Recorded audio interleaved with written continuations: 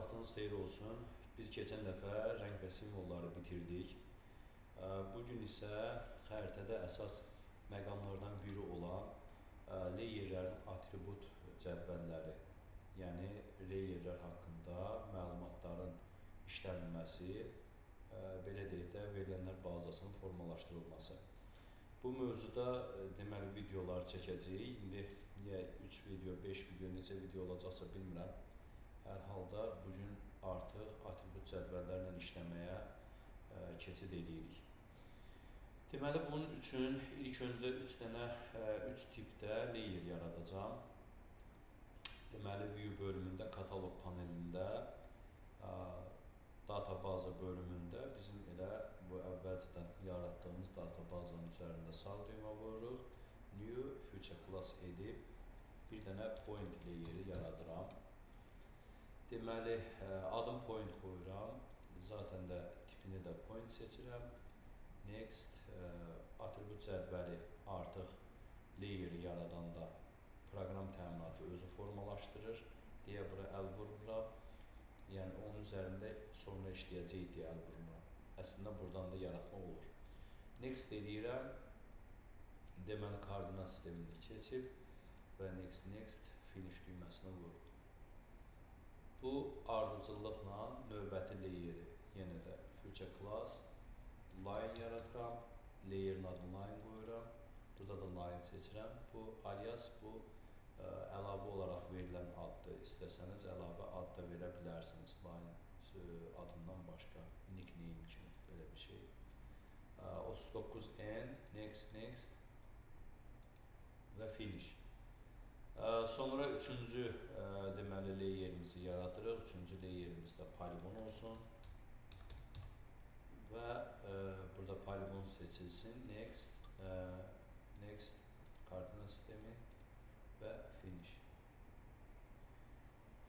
Və 3 layer burada databazada yarandı. Eyni zamanda da ekrana əlavə olundu. Artıq kataloq pəncərəmizi bağlaya bilərik. Deməli, poligon layerimi yuxarı hissəyə qaldırıram, line oradan yuxarı, line, deməli point line və poligon layer.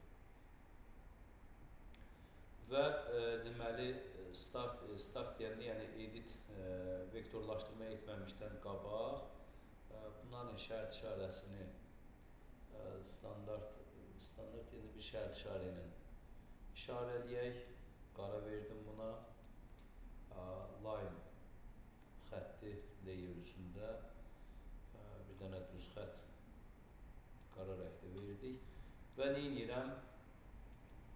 Artıq hər bir layerlə bir neçə dənə kontur burada çəkirəm.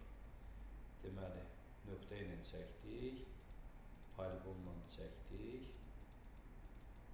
və bir də line ilə da bir neçə xətt çəkək.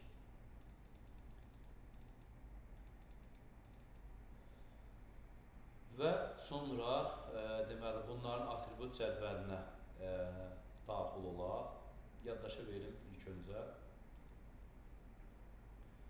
və atribut cədvəlinə daxil olaq. Atribut cədvəlinə necə daxil oluruq? Atribut cədvəlinə daxil olmaq üçün əvvəlki desktopdakı kimi də sadəcə adın fərqli qoyublar, atribut table qoyublar, o birisində open atribut table edirik. Sağ düymə üzərinə vurub open atribut table edirik.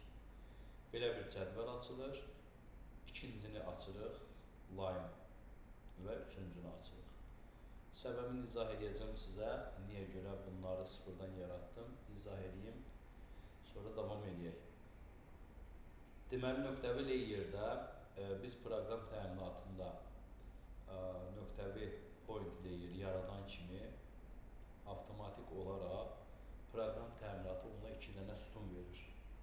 Bu iki sütunun biri obyekt ID-dir, ikincisi də yəni shape-in tipidir. Point-dir, line-dir, yoxsa poligon-dir. Burada da eyni ilə göstərir obyekt ID, shape, polyline-dir. Burada da hər iki sütunu göstərir və line-la poligonda əlavə 2 dənə sütunlar var. Bunlar nədir? Bunlar deməli point-də 2 sütundur. Çünki nöqtəvi layerin nə uzunluğu var, nə də sahəsi. Xətti layerdə 3 sütundur. Ona görə ki, xəttin uzunluğu var deyə əlavə olaraq shape links burada əlavə sütun kimi yaradılıbdır. Poligonda da həm uzunluğu var poligonun, yəni perimetri, həm də sahəsi olduğuna görə proqram təminatı databazada biz layeri yaradan kimi avtomatik olaraq bu sütunları yaradır. Bəs obyekt ID nədən ötürüdür? Obyekt ID biz konturları çəkdikcə burada özü avtomatik olaraq onlara ID verir. ID demək nömrələyir. Və bu nömrələrə çox da fikir verməyin. Həmişə bu nömrələr uşaqları çaşdırır. Mən buradan hansısa bir konturu seçib, tutaq ki, bu konturu seçdim. Bu 4-cü konturuydu. 4 nömrəli ID-si 4 olan konturuydu. Mən buradan seçdim və bunu sağ düymə vurdum, delete elədim. Və sonra yenidən create elədim, əlavə nöqtə çəkdim. 1, 2 dənə. Və gördüyünüz kimi burada həmən o sildiyi 4 nömrəli ID-si 4 olan kontur yenidən 4 nömrə ilə nömrələnmir və ardıcıl artım sırası ilə gedir. Bu o deməkdir ki, itirilmiş konturların nömrəsini təzə çəkdiyimiz, yaratdığımız konturlara yazmır. Və ona görə də bu nömrələməyə çox da fikir verməyin. Əgər ardıcıl nömrələmə istəyirsinizsə, onun yolu başqadır. Sütun yaradıb, orada ardıcıl nömrələmə verə bilərsiniz. Və dediyim kimi, və əlavə olaraq deyim ki, yəni burada açdığımız layerlərin hər birinin atributu bu formada sıralanır. Əgər istəsək bu cədvəli deməli sürüşdürüb,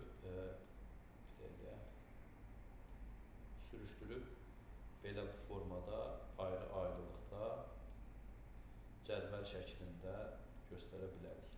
İstəsək bunu belə də eləmək olar. Hansını istəsək zaten yendirəndə burada göstərir. Bu formada oxuşu vursan bir-birinə birləşdirəcək. Sonra bunu da yerləşdirsək, sürüşdürsək, formada eləsək, yerləşdirəcək bura. Bunu da gətirib burada bunun üzərində saxlasaq, yerləşdirəcək bura. Alt üst eləyir, vertikal, horizontal, bunlar öz yerində. Mən bunları bağlayıram, təzədən açıram deməli nöqtəvi layerin atribut cədvəlini. Digərlərində fərqli dediyim o nüanslar idi. Başqa burada deməli 3 layerdə fərqlilik olmur. Yəni sütun atribut cədvəldir, əlavə olaraq sətirlər yaratmaq istəyirsiniz, yaradırıq, sütunlar da yaratmaq istəyirsiniz, yaradırıq. Sətir əlavə necə yaradırıq? Burada göstərilib. Click to add new row. Bu yeni sətrin yaratmağın heç bir mənası yoxdur. Çünki hər bir çəkdiyimiz konturun özünün bir sətri var, mövcuddur. Əlavə biz burada klikləyib bir sətr yaratsaq, o heç bir kontura aid olmayacaq. Hansı konturun sətri hansıdırsa, ekranda seçməklə görə bilərik.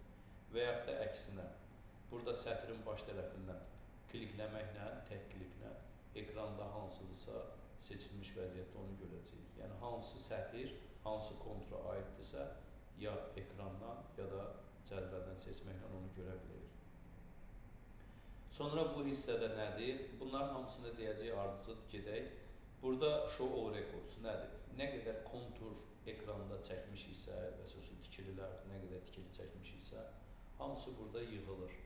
Və bu deməli all records o deməkdir ki, bütün sətirləri burada göstərir. Məsəl üçün, mən istəyirəm ki, buradan ikisini seçeyim. İkisi seçildi. Bunları ayrıca bir pəncərədə görürüm. Onun üçün bu düymədən istifadə edilir. Show selected records. Kliklədik. Ayrıca bu iki dənə sətri mənə ayrı bir pəncərədə verdi. Bunun üstünlüyü nədir? Bunu sonraki işlədikcə artıq görəcəksiniz ki, böyük dataların içində bu bizim üçün mütləq lazımdır. Və yenidən qayıdıram ora və buradakılar nədir? Bu move to beginning əvvələ qaldırmaq üçündür. Sətri seçdiksə burada klikləyib deaktiv edək.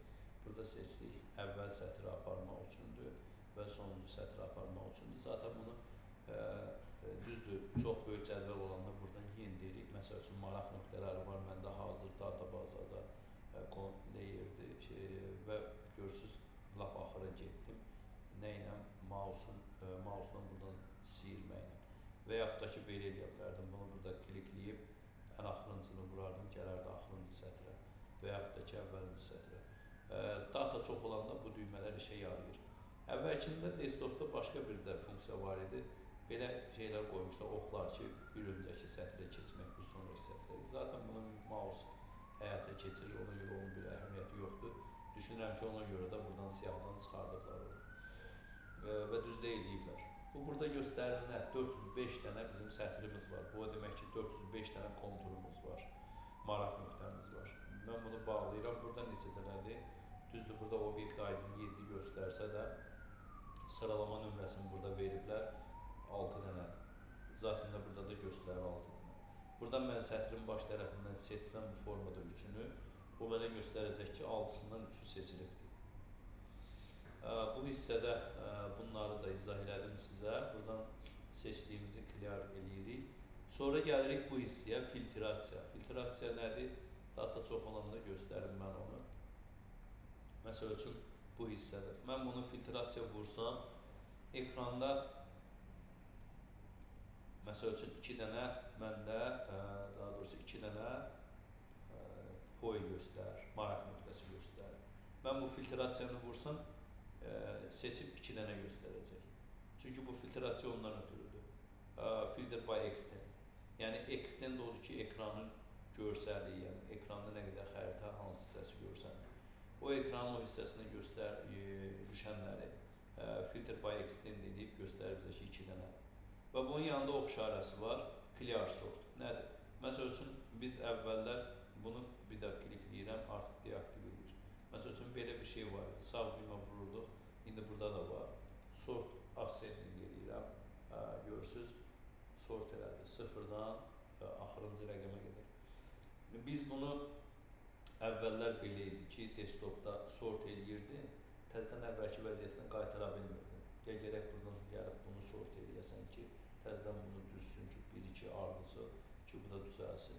Onun üçün bir düymə vurublar. Əgər sən burada bunu sort edirsənsə, bunu klikləməklə əvvəlki vəziyyətinə özün qaytarırsan. Demək, clear sortu deaktiv edir. Bu da zoom eləyir, xəritəni böyüdüb kiçiltmək, daha doğrusu cədvəli böyüdüb kiçiltməkdir. Onu zaten kontrol düyməsi və mouse'un orta diyircəyindən eləmək olur. Və burada da yenə də belə də böyütmək olur, daha doğrusu cədvəli faizlə də böyütmək olur. Bu da refreshdir, sadəcə update eləyir, əgər donubsa. Və bu düyməni bağlayıram, bir də bu var, bu əvvəlki sağ düymədir demək olar ki, amma bəzi dəyişikliklər var, keçəcək onu. Hələlik bu qədər, çünki videomuz 12 dəqiqəni keçibdir. Növbəti dərsimizdə digər funksionallıqlar barədə məlumat vermək istəyirəm. Amma vaxtımız var, gəlin elə cədvəlləri də yaradaq, sütunları daha doğrusu. Sonra növbəti dərsdən deməli, digər funksiyalı keçərik. Cədvəl yaratmağı tez deyim burada. Məsəl üçün, stop vəziyyətində, save eləyək bunu, öyrəşmişəm desktopa. Buradan save etdikdən sonra add field eləyib, sütun yarada bilir. Add field eləyən kimi belə bir cədvəl açılır. Burada visible, yəni hansılar görsənsin sütunların, onların qarşısında pitiska var. Hansını göstərsək, hide field olacaq, yəni sütun gizlənəcək.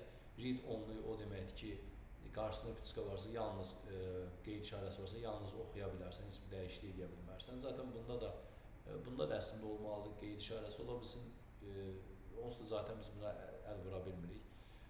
Burada isə yeni sütun yaradanda field, məsəl üçün, nə yarada bilərik? Name sütunu yaradıram, ad bizdə name isə, burada bunun əlavə, məsəl üçün, istəsən Azərbaycan dilində görmək istəyənsə, adı sütunu eləyərsən ki, orada aliasa pitiska qoyanda Azərbaycan dilində görsənər, pitiskanı götürəndə, qeydi götürəndə ingilisində göstərər. Buradan tekst qoyuruq, avtomatik olaraq burada deməli, simvolların sayını özü yazır. Sonra 2 klik eləyirik, bura yeni bir sütun yaradırıq, adres sütunu yaradırıq, ünvan. Burada da ünvan yaza bilərik, ünvan və deməli, bu hissədə də ünvanda da tekstdir zaten. Enter'i vururam, bir dənə klikləyirəm, bura number yazıram, burada nömrə yazıram Azərbaycan dilində. Və burada da short integer də eləyə bilərəm, long integer də rəqəm üçündür. Bu tiplər idi, bunu mən sizə demədim. Burada tipləridir, sütun yaradanda tipini müəyyən eləməlisən ki, tekst yazacaqsan, rəqəm yazacaqsan, tarix yazacaqsan, şəkil yükləyəcəksən və s. Yəni bunların hamısını buradan əvvəlcədən bilməlisən. Zaten ən çox istifadə olunan tekstdir, rəqəmdir, bir də tarixdir ki, bir də şəkil. Yəni 4 əsasdır, digərləri də köməkçidir deyərdim. Və biz bunu buradan bağlayırıq. Bağlayanda zaten məndən soruşur və yaxud da ki, buradan save eləyə bilərik. Save eləyim, deyirəm bəli və yaratdığım sütunları artıq burada görə bilirəm. Bunlar niyə Azərbaycan dilindədir? Axı ingilisində yaratmışdıq. Çünki burada bunun show field alias, piskası yanlıdır. Biz bu piskanı götürsək, databazada orijinal adı nədirsə onları görə biləcəyik. Sütun yaratmaq bu qədər. Növbəti dərsdə digər məsələlərdə sizə izah eləməyə çalışacağım. Biz izləməyə davam edin, videoları bəyənib paylaşmağı unutmayın. Çox sağ olun.